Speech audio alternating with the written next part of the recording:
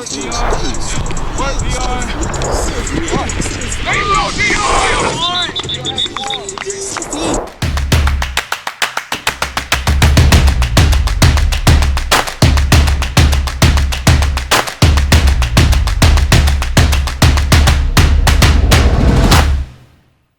up? It's Reggie Thomas, back again with another episode of Press Play. If it's your first time here, what is Press Play? Press Play is a one-on-one breakdown, giving it to you exclusive from our practice clips here at Bowling Springs High School. We're getting a real detailed inside look of our one-on-ones at practice. We're going through footwork, hip discipline, whatever. All right, everything, all the coaching cues that you need is right here in Press Play. Like the motto says, man, I want you guys to press play while you watch us press play. You know the deal. Don't forget, like, subscribe, turn your bell notifications on. Start dropping me some comments. Let me know what y'all want to see. Let me know if y'all liking the content, if y'all love the content. We're starting this series. We're trying to let it grow. I love doing it. I love talking ball. Love talking game. So as much as I can do for you guys, let me know we want to do it. But yeah, also go grab your merch. Route Breakers, we got the classic, the original RBT now on the website, routebreakersdbs.com. I'm gonna drop the link in the bio. Look at the link on the screen. That's the website. We going up, baby. All right, so keep elevating with us. Let's keep growing together. Check out these two clips. Okay, so let's get into this first clip. And again, I might have said this in a previous video. We can't win them all at DB, man. We want to. We really try our best to. You right there, as you'll see in this clip, we be right there. But sometimes you don't win them. So let's play this clip, then we'll get into the breakdown.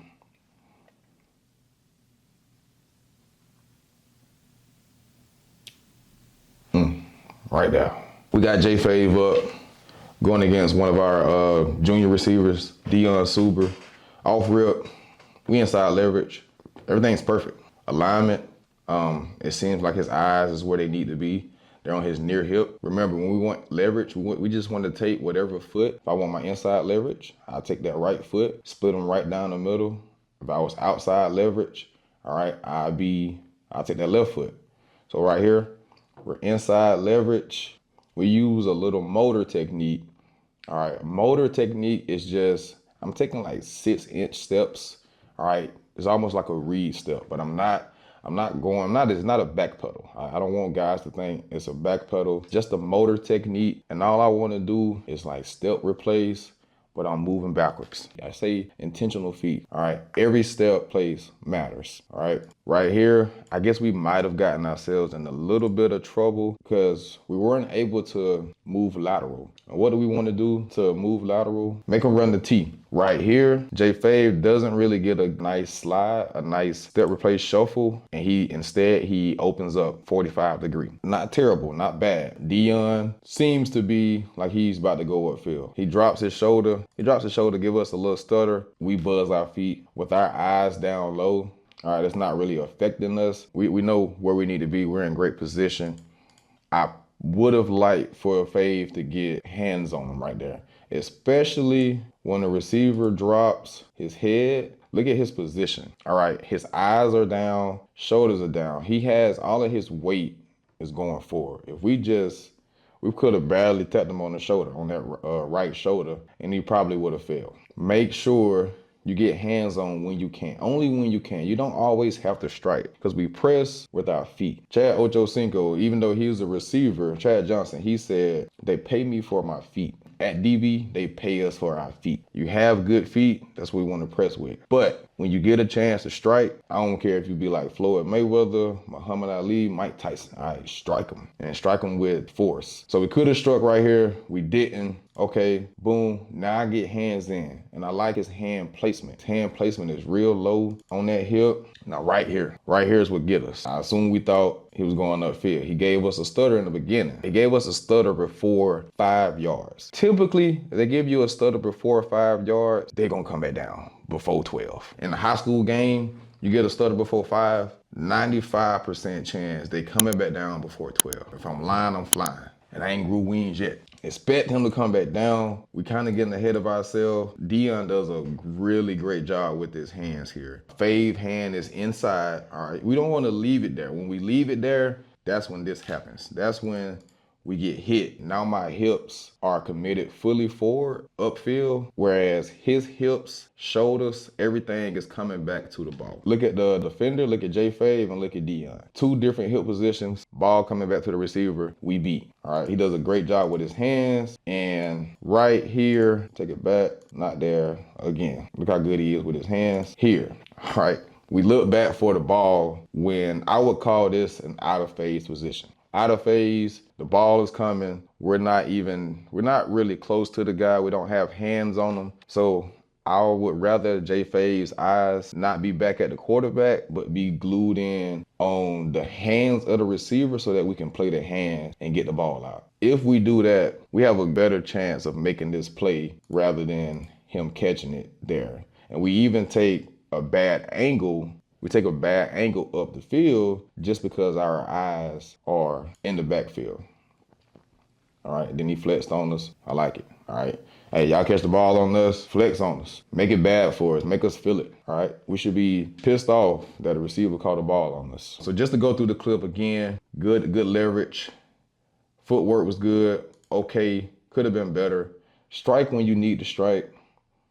Okay, and then right here, to finish the play, we gotta be able to finish. If I keep my eyes on him rather than looking back like that, I got a better chance of making the play. I want to turn my eyes to him. I want to take my right hand, J Fave's right arm, and I want to secure that tackle around Dion's right side. And then I want to punch through with my long arm, which is J Fave's left hand, his left arm. So he would secure, punch through, punching rate to get that ball out. Overall, we live to fight another down, man. They get 10, 12 yards right here. Hey, let's play ball. All right, second clip, another one-on-one. We got Dion up with my junior cornerback, Christian McMurray. I'm play this clip. Good feet. All right, I guess Dion was killing us all day, even though it's 2 separate days. But initially, Christian does a great job of step replacing and mirroring that leverage, keeping his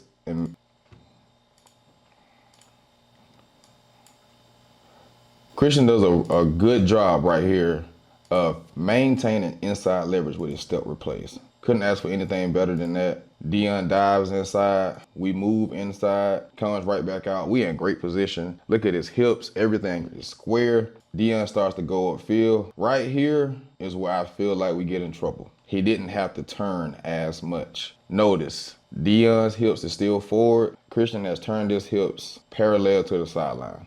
All right, if Dion was to actually hit his hand, hit that left hand right on the elbow and go back inside for a slant, we're toast. All right, Christian has to do a better job right here of staying square. Even if he turns just slightly a little, we don't have to have our hips parallel to the sideline just yet. We get a good strike, knocks him off. Now he's going upfield. And again, I would really still rather our hips be, so right now his hips are going upfield. I think we just we one step ahead in this one-on-one play. Initially, we want more square hips, and then as we turn, we get to about 45, and then we get parallel to the sideline, and then we have our hips pointed upfield. We skipped a step, all right? We should be more parallel to the sideline. Now here, just in case he comes back, because what did he start at? He started on the 25, and he gets to the 30. He gets 5 yards up, about 6 yards upfield, and we already committed upfield. There's so many routes that he can still run. There's so many, he can drop his hips at any moment, go underneath us, come back down to the ball. He hasn't let us know that it's a vertical yet. I know receivers say, what y'all say, make everything look like a vertical. Everything's a vertical until it's not, right? I think that's what they say. As a DB, everything isn't a vertical until it is. I'm not expecting a vertical just because I'm impressed. For what?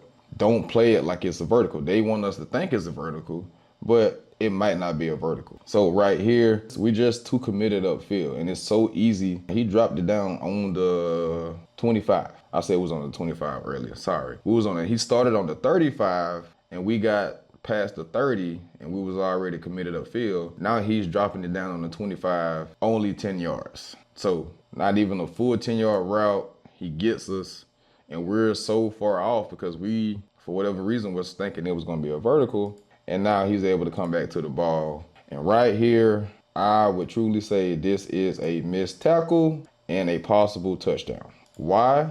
Well, let's look at it. I'm off balance, not where I need to be as far as coming back to make a tackle. So I take a bad angle. Of course, a good receiver, they're going to come back to the ball, and they're taught to spin over that outside shoulder, especially if they're one-on-one. Christian gives a little, whatever, it's just one-on-ones. It's not. All right, we want to practice how we play. This isn't good enough. I don't care about him catching the ball. We can work on that. But what we can't have is this. All right, this cannot be the picture. When it's in the game, this is going for 6. And you probably going to be sitting with me on the bench. We got to be better. We definitely need to be better than this rep here. So again, just go back through it. Initially, great feet. Boom. Good strike. Just don't commit too far upfield so quickly. Because there's so many routes that he can run under 10 yards or even under 15. So let's not think, oh, it's a vertical right away. He got us with a slight little push off. It wasn't even much of a push off. We were so far upfield anyway, the slightest tap would have made us come off. Then take better angles to the ball and finish the play. Finish the play like it's in the game, right? The more and more you practice how you play, the more and more, right, the better you'll be on these reps. That's it. Press play. Week 3, episode 3, however you want to put it. Remember, like, subscribe, turn those bell notifications on. Keep getting these drops every Thursday. We going up, man.